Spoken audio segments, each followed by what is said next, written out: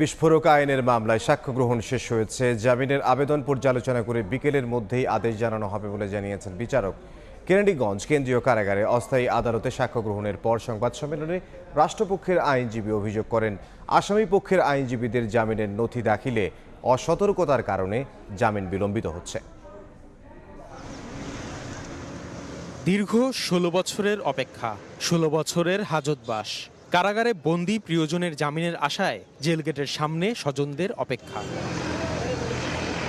বৃহস্পতিবার সকালে কেরানীগঞ্জ কেন্দ্রীয় কারাগারের অস্থায়ী আদালতে পিলখানা হত্যাযজ্ঞের ঘটনায় বিস্ফোরক দ্রব্য নিয়ন্ত্রণ আইনের মামলার সাক্ষ্য গ্রহণ অনুষ্ঠিত হয়। এ সময় কারাগারের সামনে অবস্থান করা আসামিদের স্বজন ও জামিনে মুক্ত আসামিরা নিজেদের নির্দোষ দাবি করে ন্যায় বিচারের প্রত্যাশা করেন। আমার স্বামী এইসব ব্যাপারে কিছু জানে না। আমার তো আসছে 3 মাস নাইকেল ছুরিতে পুষ্টি না আসছে 3 মাসের মাথায় এই ঘটনা। সাক্ষী দিনে বারবার তারা রিকোয়েস্ট করছে, সাক্ষী দিনে বিদায় আসছে তারা জেলে 10 বছর সাজা।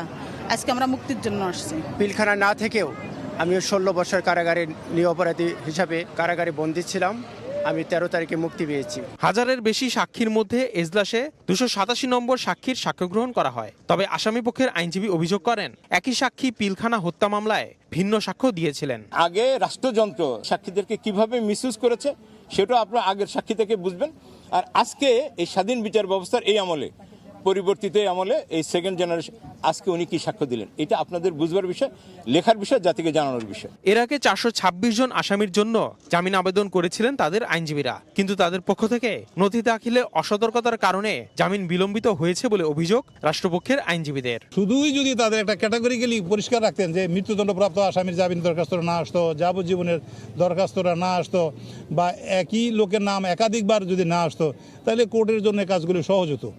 সেই ক্ষেত্রে যদি কিছু বিলম্ব ঘটে, এই বিলম্বের দায় দায়িত্ব তাদের উপরই তো পড়ে। এর আগে গত 23 জানুয়ারি দীর্ঘ 16 বছর কারাবাসের পর বিস্ফোরক মামলায় জামিনের মধ্য দিয়ে মুক্তি পান হত্যা মামলায় খালাস পাওয়া 178 বিডিআর সদস্য।